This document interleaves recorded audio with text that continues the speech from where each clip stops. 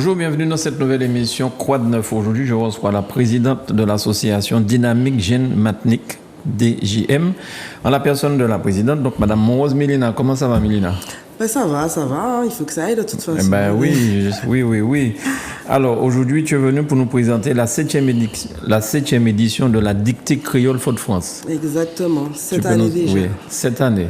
C'est ça. Alors, cette année, par contre, il me semble qu'il y a quelque chose de nouveau. Voilà, c'est ça, c'est le format qui est nouveau, puisque avec la crise sanitaire qu'on a connue, ça date de l'année dernière, on avait proposé en visio, parce que c'était pas possible, difficile de faire sur place. Et par rapport au Covid. Par rapport au Covid. Et en fait, on nous disait, du moins, on se pressentait le fait d'annuler. Ouais. Et on s'est dit, non, on va jamais annuler la dictée créole Fort-de-France, donc comment faire? Donc on a trouvé le plan B, qui est la visioconférence depuis l'année dernière. C'était quelque chose qu'on voulait déjà faire. Et puis, on va dire que le Covid a accéléré ça. Ouais. Et donc, cette année, on l'a maintenue, la visioconférence, et puis on est revenu au format classique qui est le présentiel. D'accord. Voilà. Et ça va se passer à Fort-de-France? Oui, ça va se passer à Fort-de-France au collège Fernand Donatien à Dillon. Donc la dictée créole Fort-de-France, bien entendu, dans la capitale. Et puis, pourquoi le collège Fernand Donatien? C'est qu'on est en partenariat avec une classe qui s'appelle Harry Patrimoine. Et donc, c'est vrai qu'on met en œuvre depuis l'année dernière la dictée créole avec cette classe-là, qui participe à la mise en œuvre. Donc ça permet aux enfants, aux élèves de connaître un peu l'organisation d'une dictée créole, et puis qui font aussi, par exemple, le fascicule de jeu en créole qu'on offre aux participants. Donc c'est eux qui vont le concevoir de A à Z. Depuis l'année dernière, on les accompagne dessus. Et Fernand Donatien, c'est quand même quelqu'un de la culture de chez nous. Exactement. Musicien. Exactement. Donc c'est vrai que c'est symbolique en raison le domaine culturel. Comme je dis, le créole, c'est la langue, mais aussi la culture. Donc d'ailleurs, on met des animations au-delà en outre de la dictée créole, on met d'autres animations durant cette manifestation.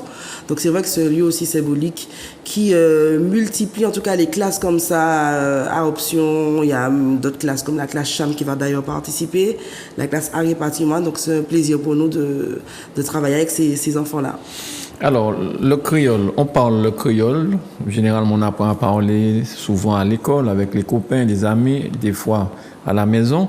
Mais écrire le créole, c'est quand même compliqué. Tout le monde ne sait pas écrire le créole. On fait du créole francisé très souvent. C'est ça. Alors, on dit que c'est compliqué. Je trouve pas que ce soit plus compliqué qu'une autre langue que le français. Comme je dis souvent, nous, pour un seul son, on met une seule lettre. Alors que pour le français, par exemple, le son E, on met E, T, et puis il y a d'autres façons d'écrire. En créole, c'est E, et puis c'est tout. Donc, on a tendance à dire que c'est compliqué. Non, je pense que les gens ont une image du créole. Et puis, au-delà de la dictée créole Fort-de-France, on met en place des ateliers. Et dedans, on démystifie un peu la chose. Donc, ils se rendent bien compte que c'est même plus simple. On écrit ce qu'on entend, tout simplement. Donc, c'est vrai que déjà, le parler, il faut pas que les gens se freinent, même si c'est francisé. Des fois, on n'utilise pas les mots fondasse. Mais il faut pas avoir peur, sinon la langue disparaît. Oui. Et puis, c'est vrai que l'écrire, durant les ateliers, par exemple, on sensibilise à ça, puisque toute langue, le français, on le parle, on l'écrit. Donc, notre langue, je pense qu'il faut aussi le parler, l'écrire, mais aussi le lire. Donc, il y a tout ce travail-là à faire, comme si c'est une autre langue qu'on parle d'ailleurs. Alors, aujourd'hui, quelqu'un qui voudrait développer donc la culture du créole, est-ce qu'il y a des documents, des livres, des dictionnaires, des choses qu'on pourrait recommander, ou est-ce que les gens peuvent trouver pour pouvoir parfaire le parler et l'écrit? C'est ça. Alors, c'est vrai qu'il y avait un groupement de membres, le GIREC, qui travaillait déjà dessus. Il y a des ouvrages, Jean-Bernard Abbé qu'on connaît, il y a d'autres gens dedans, donc ils travaillent sur ça. Il y a aussi des associations. Il y a aussi le dictionnaire, par exemple, de Confiant qui est sorti récemment, du créole au français. Donc, il y a des ouvrages dessus, il y a des livres aussi de lecture, il y a des Moncho Hachi, il y a différents auteurs qui ont écrit. On trouve aussi sur Internet, il y a de plus en plus de personnes, on va dire des influenceurs, par exemple, comme on connaît, par exemple, Kofi, qui travaille dessus, qui veut sensibiliser. Donc, on peut en trouver des ouvrages, et dans les librairies, tout à fait, des dictionnaires aussi.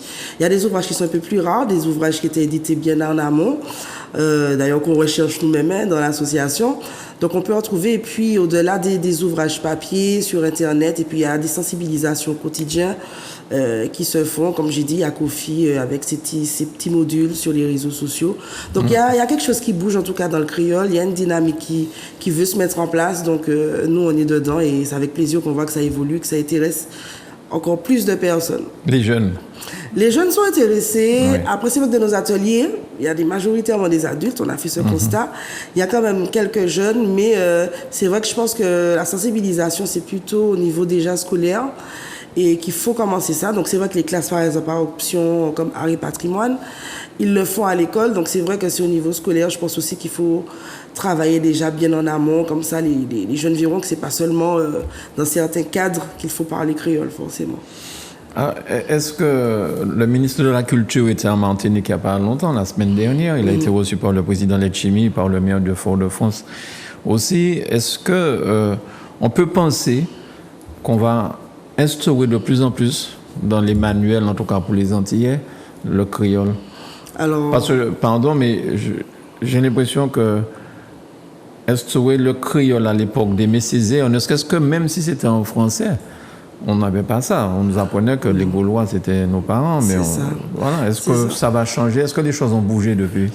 C'est vrai qu'à l'époque d'Aimé Césaire, même aujourd'hui, même dans le milieu familial, au-delà de l'école, déjà parler créole, on l'entendait, nos grands-parents, c'était faut pas parler créole, les enfants, tout.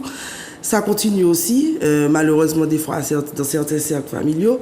Mais quand même, il y a une ouverture avec ce genre de choses qui se fait, les associations, les ateliers, comme j'ai dit, les influenceurs qui ont ce public-là, qui touchent ce public-là jeune. Et puis au niveau des institutions, je pense qu'il y a une ouverture, puisque comme vous l'avez dit, au niveau de, par exemple, la CTM, etc., il y a une volonté de mettre en place un office. Il y a des choses, on sent que ça veut bouger, en tout cas qu'il y a une forte orientation et volonté de mettre devant la langue créole, de travailler et puis de réunir aussi les spécialistes du créole pour qu'ils puissent œuvrer même dans ces genres d'institutions.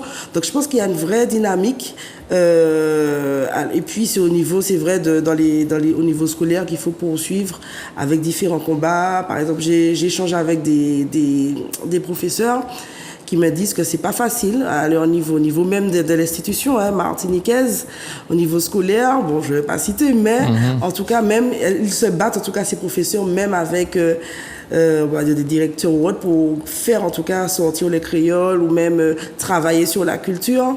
Et il y a un combat même au niveau institutionnel, on va dire l'État ou autre, mais il y a un combat même chez nous-mêmes à convaincre nos compatriotes de l'importance du créole. Mais les choses bougent et oui, il y a une véritable volonté de mettre en avant le créole. Là, aujourd'hui, normalement, j'aurais dû faire cette émission en créole, mais...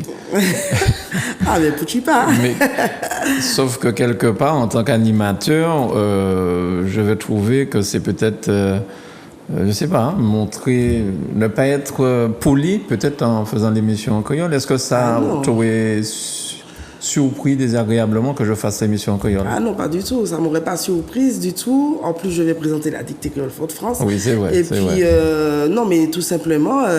on a cette retenue-là. Oui, voilà, c'est qu'on a cette retenue. Je ne pense pas que c'est... En fait, si on ne le fait pas, qui va le faire, en fait? Oui. Si on ne le fait pas, qui va le faire? C'est pas les autres, ou peut-être ce sont les autres, oui, qui le font d'ailleurs ailleurs. Oui, en Angleterre, on voit dans d'autres espaces. Japon. Exactement. Donc, si on ne le fait pas, ils n'ont pas honte de le faire. Au contraire, ils mettent en avant notre culture. Donc, c'est à nous aussi de le faire comme si c'est normal, en fait. En fait, c'est normal, tout simplement. Oui, c'est vrai. Voilà. Étant enfant, nous étions 6. On mangeait à table le dimanche avec ma mère. Je parlais créole avec mes frères, mais je m'adressais à ma mère toujours en français. Je n'arrivais pas à parler créole à ma mère parce qu'on nous avait donné cette habitude et puis parler créole à l'époque, à mon époque, ça remonte. Hein. C'est ça. C'était à l'école. On nous donnait des espèces de machins, si on nous surprenait qu'ils parlaient créole. C'était terrible, ça. Et elle te laissait ta mère parler créole avec tes frères? Avec mes frères, mais quand je m'adressais à elle, je parlais en français. Je n'arrivais pas à lui parler créole. Elle pouvait me parler créole. Hein. C'est ça, mais vis-à-vis d'elle, non. Pour moi, c'était le respect, donc je lui parlais en français. Mais on a aussi la mauvaise habitude de dire que le créole sert à injurier. À injurier. Alors que c'est pas vrai, il y a de tellement jolies chansons en créole. Il y a de jolies chansons, il y a de jolies images en créole. Oui.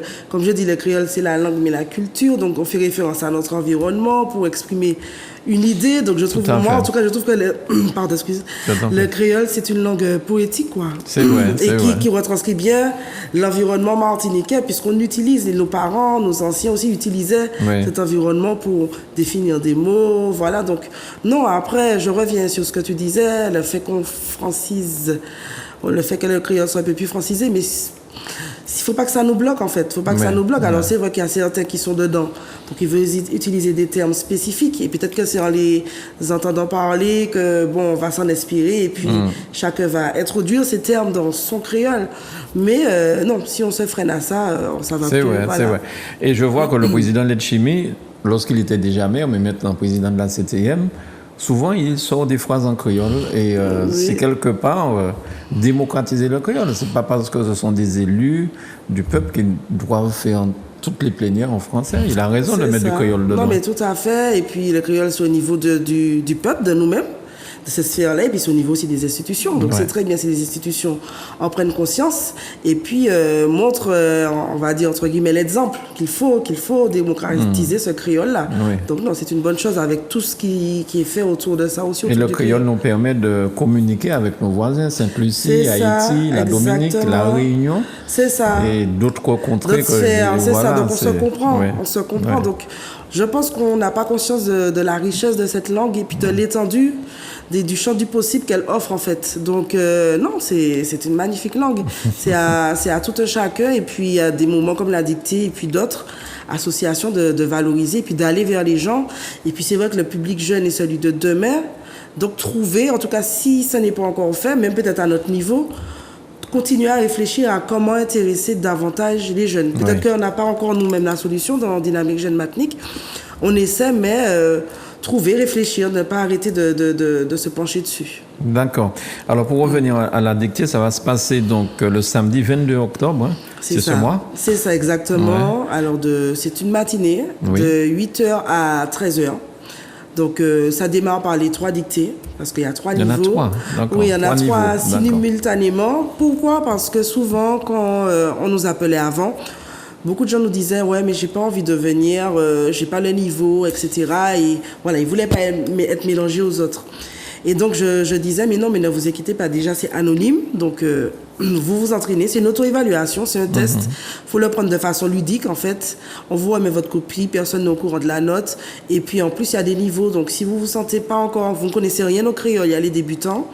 Il y a le niveau Ma Pipi et puis il y a les enfants. Donc, il y a des enfants qui viennent librement. Les parents vont dans la salle débutant au Ma Pipi et puis ils laissent leur enfant dans la salle, la catégorie enfant. Et puis, il y a des scolaires. Et depuis l'année dernière, ce qui est intéressant, c'est par exemple, on travaille à distance avec le lycée du Lorrain avec Madame Vunzi.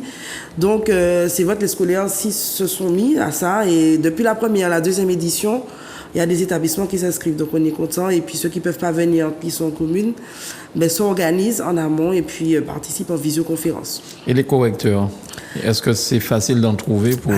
Les correcteurs, c'est pas forcément facile. C'est vrai qu'on a à chaque fois d'ailleurs, je profite pour les remercier, hein, on a à chaque fois des fidèles, on va dire, correcteurs qui sont là. Heureusement, dans l'association, on a la chance d'avoir des professeurs aussi en créole. Donc ils viennent et puis ils font jouer leur réseau aussi, donc... On est quand même une bonne petite équipe cette année. Pardon. On a quand même bien à 7 à 8 correcteurs. Donc c'est pas mal. Et c'est vrai que les éditions précédentes où on faisait uniquement en présentiel, on corrigeait tout en matinée. D'accord. Donc c'était très stressant pendant les ateliers culturels qu'on verra par la suite.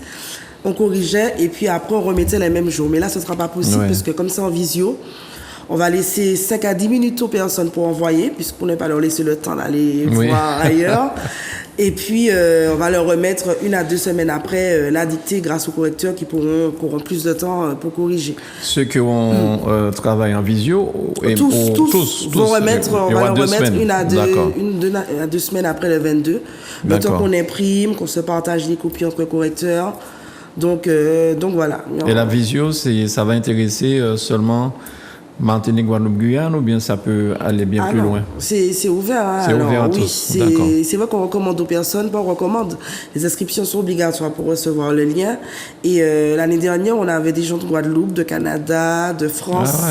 Donc les gens qui ne sont pas sur le territoire de Martinique peuvent, toute personne. L'idée, c'est vraiment de s'inscrire pour recevoir le lien. Alors, comment faire pour s'inscrire? Alors, ils appellent juste SMS ou WhatsApp ou appellent au 35 07 10, un portable, 06 96 35 07 10.